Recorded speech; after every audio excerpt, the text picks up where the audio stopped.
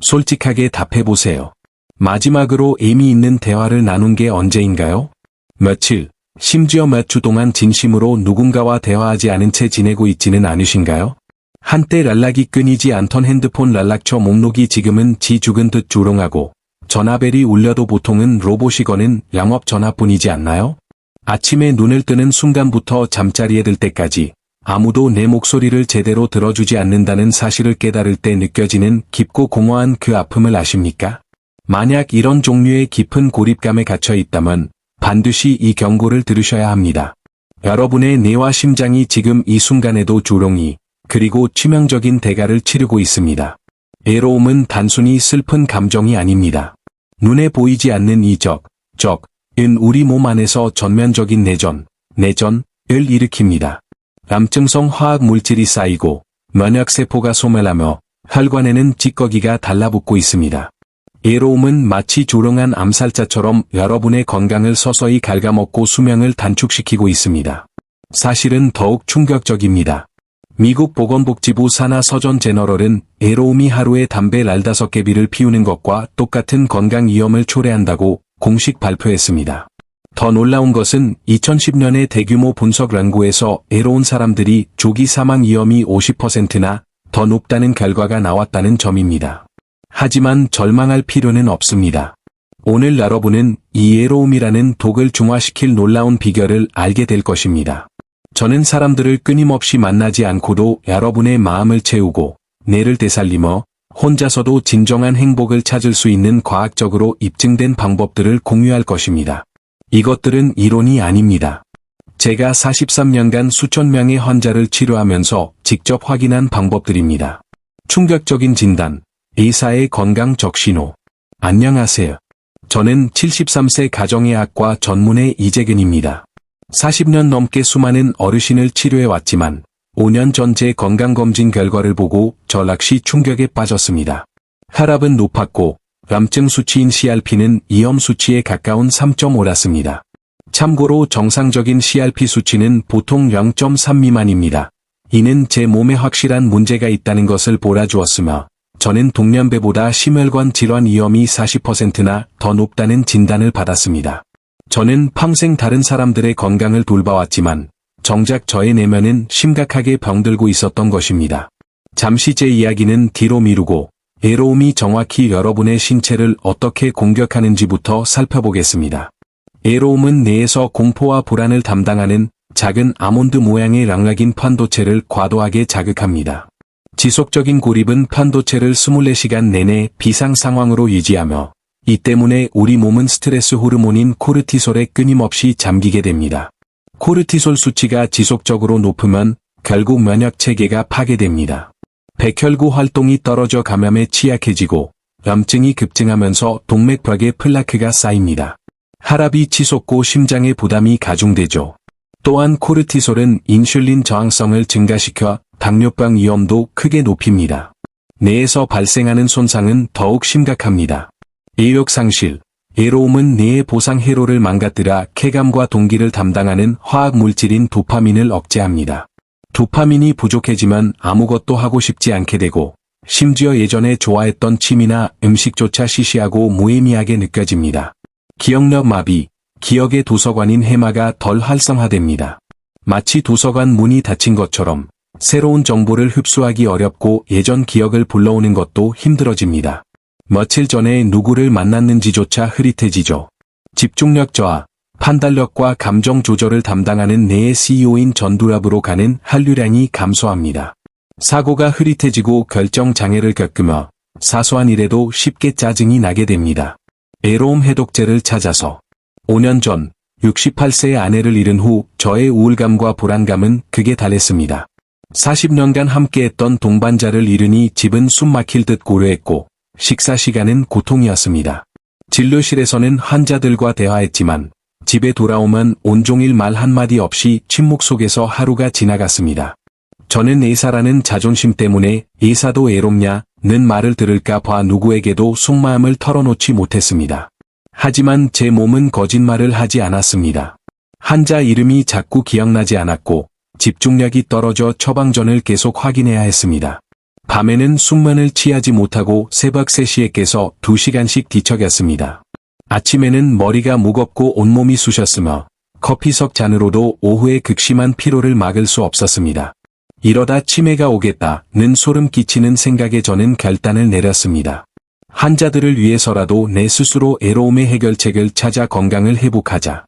연구에 따르면 애로움과 고립은 심장병으로 인한 사망 위험을 29%, 뇌졸중 위험을 32% 증가시킵니다.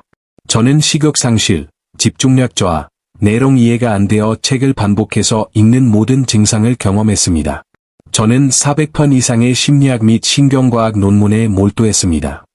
UCLA의 연구를 통해 애로운 사람들의 뇌는 여전히 연결을 맹렬히 갈망하고 있다는 사실을 발견했습니다. 문제는 욕구가 아니라 연결을 만드는 방법을 잊어버린 것이었습니다. MIT 연구에서는 애로움을 담당하는 뇌 영역과 배고픔을 담당하는 영역의 패턴이 거의 같았습니다. 애로움은 배고픔처럼 기본적인 생존 본능인 것입니다. 배고프면 음식을 찾듯 애로움은 연결을 찾아야 합니다. 마침내 저는 핵심을 찾았습니다. 애로움 극복의 핵심은 사회적 연결감을 회복하는 것입니다. 중요한 것은 사람을 많이 만나는 것이 아니라 내가 연결되어 있다는 느낌을 창조하는 것입니다. CDC, 미국 질병통제예방센터, 역시 사회적 연결의 질이 양보다 훨씬 더 중요하다고 강조합니다. 저는 간단한 10분, 6가지 습관으로 이루어진 일상 루틴을 개발했습니다. 석 달 후, 제 검진 결과는 기적이었습니다. 혈압이 15포인트 떨어져 정상으로 돌아왔고, 염증 수치, CRP는 1.2로 안전하게 개선되었습니다. 코르티솔 수치는 정상화되었고, 수면 효율성이 65%에서 발표 85%로 급상승했습니다. 가장 놀라운 것은 인지기능 검사 점수가 5년 전보다 더 좋게 나왔다는 것입니다. 이후 이 루틴을 따른 제 환자들의 발표 87% 발표가 애로움 감소를 보고했습니다. 지금부터 저와 수천 명의 환자가 애로움을 극복하는 데 도움이 된 구체적인 10분 일상 루틴을 공유하겠습니다. 애로움을 이기는 10분 일상 습관. 일 아침, 3줄 감사 일기 쓰기 메모. 긍정적인 생각으로 뇌를 깨우세요. 어제 있었던 좋은 일 3가지를 적으세요. 맛있는 저녁을 먹었다. 날씨가 좋았다. 몸이 건강했다. 같은 사소한 일도 좋습니다. 감사는 전전도피질을 활성화하라 코르티솔을 20% 낮추고 도파민을 25% 증가시킵니다. 이 작은 습관이 하루 종일 감정 조절의 기준을 세워줍니다. 이 점심, 10초 대화 나누기 악수. 단 한 사람과 10초 동안 대화하세요. 마트 계산원, 엘리베이터 이웃, 버스 기사님도 좋습니다. 오늘 날씨 좋네요. 수고하세요. 감사합니다. 같은 간단하고 진심 어린 인사가 충분합니다. 이 작은 교환이 내 발표 나는 혼자가 아니다. 발표라는 강력한 신호를 보냅니다. 이러한 약한 연결은 애로움을 예방하는 데 매우 효과적이며 옥시토신, 애착 호르몬, 수치를 30% 증가시킵니다. 3.5. 나만의 사회성 콘텐츠 즐기기 텔레비전. 좋아하는 연예인 방송 보기, 라디오 듣기, 영상에 댓글 달기 등 연결감을 느끼게 해주는 콘텐츠에 참여하세요. 신경과학자들은 이것을 준사회적 관계라고 부르는데 좋아하는 사람을 보며 공감하고 웃을 때 뇌는 실제로 누군가와 함께 있는 것처럼 반응하라 도파민과 옥시토신을 분비하고 편도체를 진정시킵니다. 4. 저녁, 걱정 일기 쓰기 공책. 오늘 불안했던 일 3가지를 적고 각각에 대한 명확한 해결책을 적으세요. 1. 불안, 혈압약 먹는 것을 깜빡했다. 해결책, 내일 아침 알람을 맞추자. 감정을 글로 표현하면 불안 중추가 진정되고 해결책을 찾는 과정은 뇌를 문제 해결 모드로 전환시켜 우울감을 줄여줍니다. 5. 잠들기 전, 마음 관찰 혼란 생각. 애로운지를 묻는 대신 무엇이 애로움을 부추기는지를 물으세요. 부정적인 자기 비난을 멈추는 것에서 시작합니다. 아무도 날 안 찾는다를 발표 모두 바쁠 수 있다. 발표로. 나는 쓸모없는 인간이다를 발표 오늘도 최선을 다했다. 발표로 해석을 바꾸세요. 세상을 긍정적으로 재해석하는 것이 내면의 비판을 잠재우는 핵심입니다. 6. 언제든 준사회적 연결 만들기 까만 말풍선. 좋아하는 연예인 팬카페에 글을 올리거나 유튜브 댓글에 답글을 달거나 온라인 독서 모임에 참여하세요. 단순히 수동적으로 소비하는 것이 아니라 적극적으로 표현하고 참여한다는 느낌을 갖는 것이 중요합니다. 이 참여감이 연결감을 크게 증진시킵니다. 성공 사례와 마지막 조언. 저는 75세나 80세에도 혼자 살지만 애롭지 않다고 말씀하시는 환자분들을 보며 큰 감명을 받았습니다. 김영자 할머니, 78세 매일 아침 화단에 물을 주고 이웃과 짧은 안녕하세요 인사를 나눕니다. 손자에게 간단한 안부 문자를 보내며 연결감을 느끼고 혈압은 완벽한 정상입니다. 박철호 할아버지, 82세 5년 전부터 유튜브 축구 영상에 댓글을 달기 시작했고 지금은 댓글 보는 재미로 산다고 하십니다. 수많은 온라인 공동체와 연결되어 있다고 느끼며 코르티솔 수치도 50대 평균과 비슷합니다. 그분들의 비밀은 단순합니다.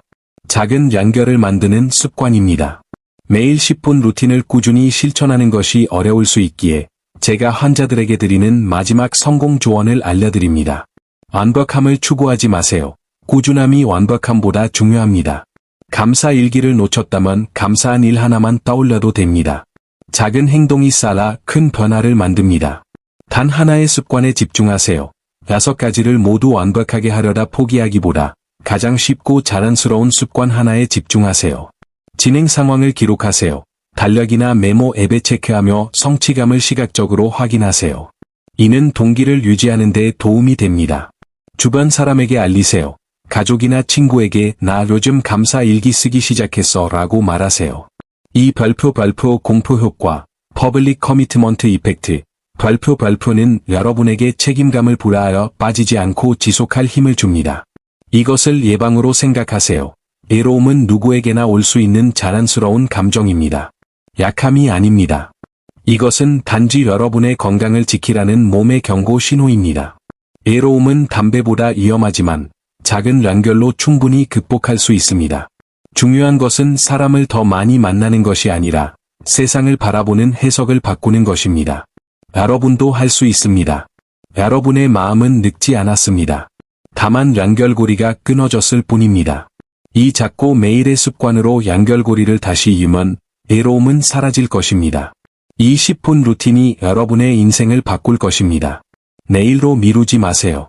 지금 당장 시작하세요. 다음 영상에서는 애로움을 극복한 후 행복하게 나이 들기 위한 15분 내 젊음 루틴을 공유할 예정입니다. 80세에도 20대처럼 기억력이 좋아지는 구체적인 방법, 그리고 기억력과 집중력을 동시에 자극하는 특별한 손가락 운동법과 5분 호흡법까지 공개할 예정이니 기대해주세요. 이 영상이 도움이 되었다면 구독과 좋아요 버튼을 꼭 눌러주세요. 그리고 댓글로 여러분의 경험을 공유해주세요. 6가지 습관 중 무엇부터 시작하실 건가요? 여러분의 이야기는 다른 사람들에게 큰 용기가 됩니다. 시청해주셔서 감사합니다. 오늘도 건강한 하루 보내세요.